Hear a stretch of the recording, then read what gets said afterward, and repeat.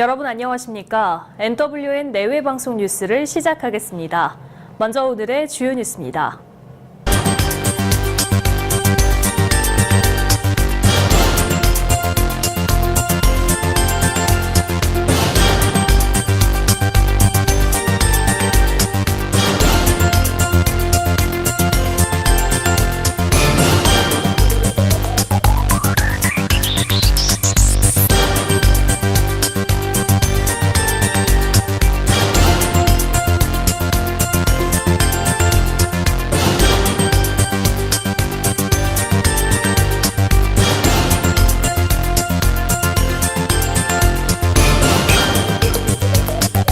방위사업청은 그동안 수입에 의존했던 40mm 함포용 부품인 슬림링을 국산화했다고 밝혔습니다. 방사청은 지난 2014년부터 연구개발에 12억 원의 예산을 투입해 국산화에 성공했다며 슬림링은 그동안 수출 통제 품목으로 분류돼 조달에 어려움을 겪었던 부품이라고 설명했습니다.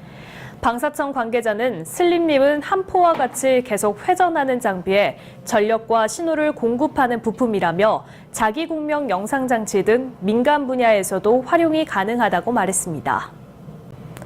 더불어민주당과 자유한국당 지도부는 오늘 4.3 국회의원 보궐선거가 치러지는 경남 통영에 나란히 출격해 각 당 후보 지원에 나섭니다. 이해찬 대표를 비롯한 민주당 지도부는 통영의 옛 신화 SB조선소 부지에서 현장 최고위원회를 열고 조선업 쇠퇴에 따라 침체에 빠진 지역경제 살리기에 나설 것을 강조할 예정입니다.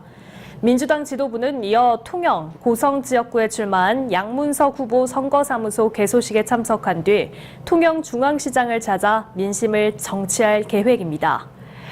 황교안 대표 등 한국당 지도부도 오늘 경남 통영의 정점식 후보 선거사무실에서 현장 최고위원회를 열고 경남 선대위 관계자들에게 임명장을 수여할 예정입니다.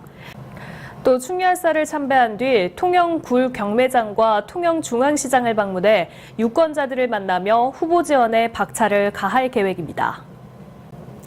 더불어민주당과 바른미래당, 민주평화당과 정의당 등 여야 4당은 비례성 강화를 골자로 한 공직선거법 개정안에 합의했습니다. 심상정 정의당 의원은 각 당의 정당 득표율을 기준으로 비례대표 의석을 확정하는 선거제 개혁에 합의하고 법조문 초안 작업까지 완성했다고 밝혔습니다. 합의 초안에 따르면 각 정당은 전체 의석을 300석 중 지역구 225석과 비례 75석으로 고정하되 전국 정당 득표율을 기준으로 연동률 50%를 적용해 권역별 비례대표 의석수를 우선 배정한 뒤 잔여 의석을 다시 정당 득표율에 비례해 권역별로 배분하기로 했습니다.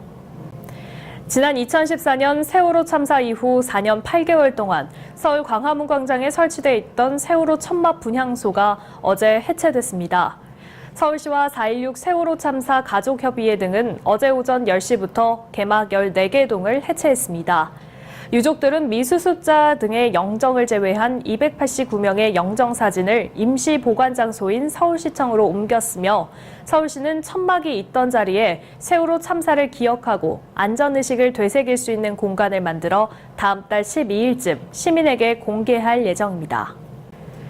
최근 북한이 핵미사일 실험 재개 가능성과 협상 중단 검토를 언급한 이후에도 미국 트럼프 대통령은 북한 문제에 대해 침묵을 지키고 있어 앞으로 행보에 관심이 쏠리고 있습니다. 트럼프 대통령은 최근 힐러리 클린턴 전 국무장관과 존 맥케인 상원의원을 비롯한 국내 이슈에 대해 여러 번 트윗을 올리며 의견을 피력했지만 북한 문제에 대해선 언급하지 않고 있습니다. 이는 지난번 북한 동창림 미사일 발사장 복구 움직임이 감지됐을 때 말을 아꼈던 기조의 연장선상으로 북한이 비핵화 협상 궤도에서 완전히 이탈하는 것을 막고 협상 테이블로 다시 끌어들이려는 전략으로 풀이됩니다. 국가정보원에서 특수활동비를 지원받은 혐의로 재판에 넘겨진 박근혜 전 대통령의 한소심 첨재판이 오는 5월 시작됩니다.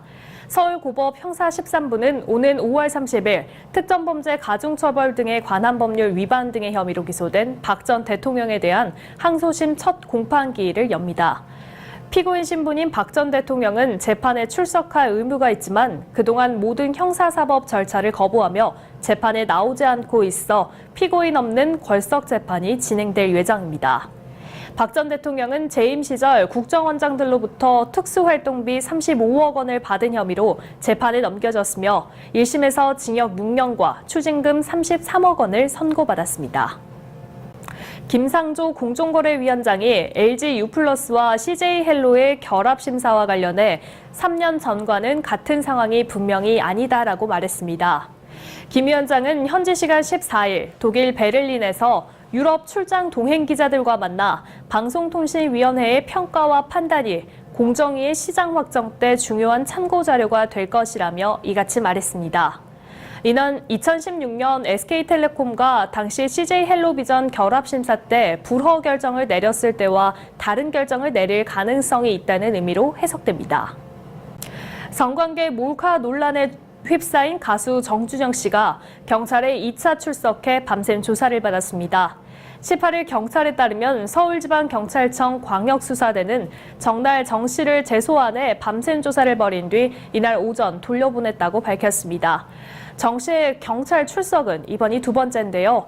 정준영은 가수 승리 등과 함께 있는 카카오톡 대화방에 불법 촬영한 것으로 의심되는 성관계 동영상을 유포한 혐의를 받고 있습니다. 경찰은 또 승리, 정준영 등이 참여한 대화방에서 경찰 고위 인사가 자신들의 뒤를 봐주는 듯한 대화가 오간 사실을 확인하고 정 씨를 상대로 경찰 유착 의혹에 관해서도 조사 중입니다. 나흘 전 유럽 축구연맹 챔피언스리그 16강 2차전에서 두 골 2도움의 맹위를 떨친 바르셀로나의 메시가 이번에는 정규리그 무대에서 개인 통산 33번째 해트트릭을 달성했습니다. 메시는 18일 스페인 세비야의 베니토 비야마린에서 열린 2018-2019 스페인 프리메라리가 28라운드 원정 경기에서 레알 베티스를 상대로 3골을 몰아치면서 바르셀로나의 4대1 대승을 이끌었습니다. 이번 시즌 28골을 달성한 메시는 득점 랭킹 2위 루이스 아레스와 격차 10골로 늘렸습니다. 경칩이 지난 서리산, 충령산, 천마산 자락에는 최근 봄의 전령사로 불리는 남양주 고로쇠 수액 채취가 한창입니다. 이 시기에 나오는 고로쇠물은 보약이라고 불리고 있으나 금년 겨울 강수량이 적은 데다 낮과 밤의 일교차가 심하지 않아 고로쇠 나무 수액의 생산량이 감소되고 있습니다. 고로쇠수의 장목반 조충현 반장은 자연현상을 규칙적으로 이해하는 것은 매우 어려워 장목반원들의 근심이 늘어나고 있으나 현재 꽃샘 추위가 한창이므로 생산량 해가를 기대 중이다라고 말했습니다. 남양주는 해발 600m 이상의 충령산, 주금산, 천마산, 철마산 등이 위치하고 있으며 이 일대 청정지역은 수도권의 대표적인 고로쇠 생산 지역입니다. 이곳 청정지역 고로쇠물은 맑은 공기와 물, 비옥한 토양 때문에 인근에 비하여 향과 맛이 강한 수액 7만 미터가 해마다 3월 말까지 채취됩니다. 낮 동안 봄 기운이 완연하더라도 아침 저녁으로는 쌀쌀함이 느껴지시죠? 한낮 기온이 오르며 그만큼 일교차는 더 벌어지겠습니다. 대기가 건조해지면서 감기에 걸릴 가능성도 높아졌으니 건강관리에 각별히 유의하시기 바랍니다. 오늘 뉴스 여기서 마치겠습니다. 시청해주신 여러분 고맙습니다.